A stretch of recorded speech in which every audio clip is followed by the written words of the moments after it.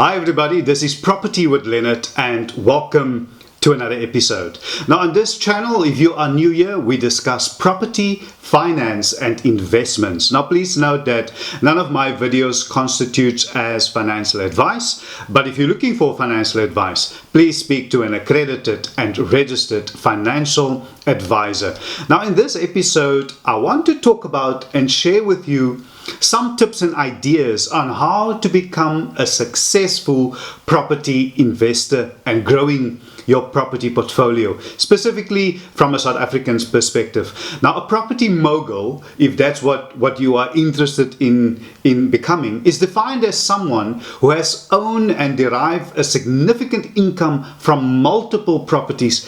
And if approached in the right way, which I want to help you with today, you too could join the ranks of those profiting from one or more residential or commercial buildings and or properties. Now, one of the benefits of property as an investment is that it generates equity through appreciation. In other words, if you bought a property a few years ago, that property will be worth more today than its original purchase price, which is pretty obvious.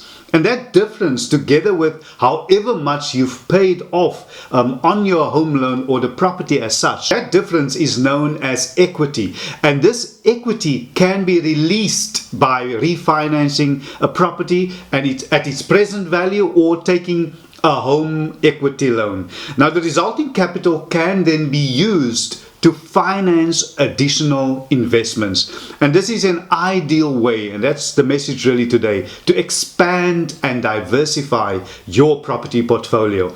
Now, in today's episode, I would like to touch on a few topics. Firstly, the things that you need to consider before entering the property market, and then how to find these properties, identifying and how to identify a good deal, of course, how to use equity to finance property investments. And I'm also going to give you a practical example because I always know that works best. And fourthly, if you are an aspiring residential or commercial or industrial property investor, I want you to stay tuned because at the end of this video, I will be giving you some additional, as I usually do, advice and tips, call it bonus pointers if you wish, on how to become a property investor millionaire. Now, I've recorded a few episodes with regards to property as an investment. For example, 5 tips for generating profit through property, flipping houses for beginners, 3 value-added renovations that don't require planning approval. That is an interesting one as well. How to invest in property with little or no money. You guys love that one. And how to buy property that is a true asset that makes you money. You are welcome to go check out my property investment playlist, and I will leave a link to my playlist in the description below, or as you know by now, you can just click on the banner on top. It will take you there to my playlist, and I would suggest that you go binge watch the full playlist in conjunction, of course, with this episode. So let me start with the things to consider before, very importantly, before you enter the property market. Firstly, you need to calculate how much you are able to spend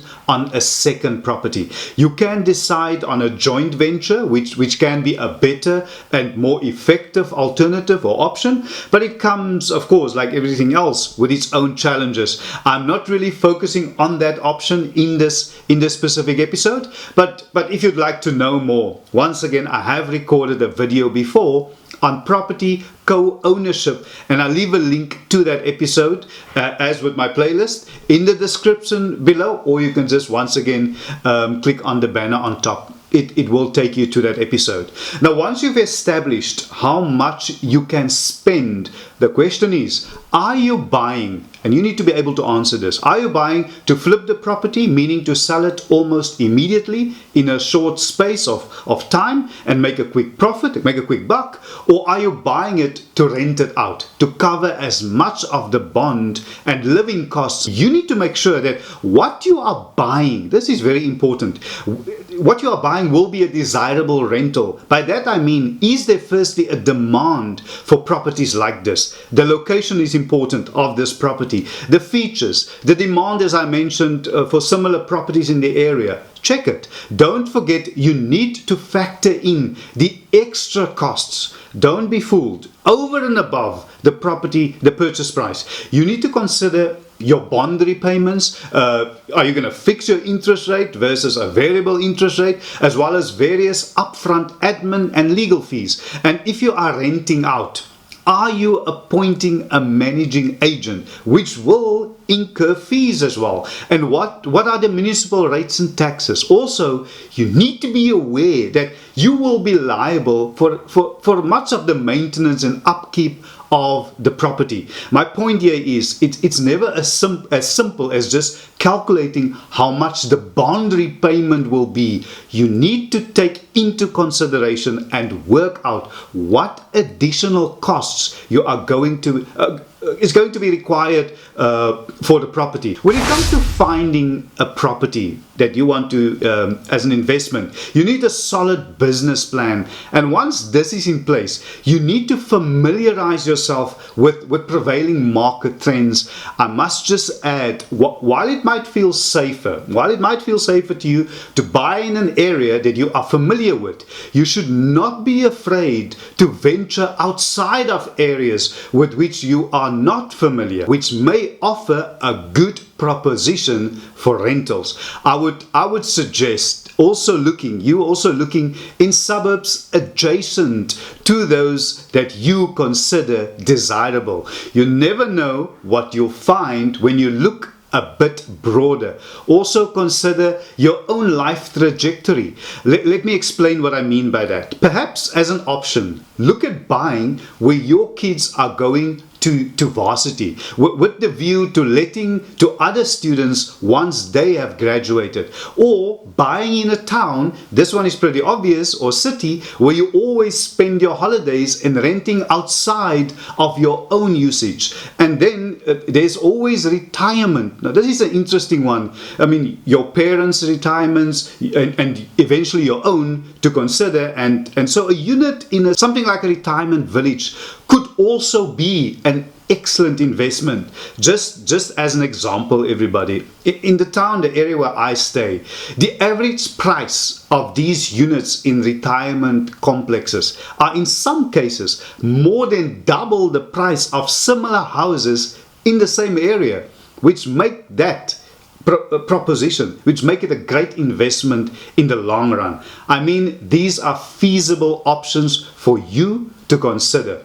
Now, my next point is how to use equity to finance your property investments. Let me illustrate with an example, with the example that I promised earlier. Let's say, as an investor, you bought a property in 2015, 8 years ago, for 1 million rand. You've paid a 10% deposit, and you've been putting slightly more every month than the minimum required repayment, slightly more to the bank, into your home loan, of course, since 2015. You now owe the bank, let's say, 600,000 rand on the property, which is currently valued for 1.3 million rand. That equates to a 30% growth since purchase. This means you now have 700,000 rand. That's 1.3 million minus the 600,000 rand that you still owe the bank in potential equity. That could be tapped into for future investments. But it all begins with a single property bought at the right time and leveraged intelligently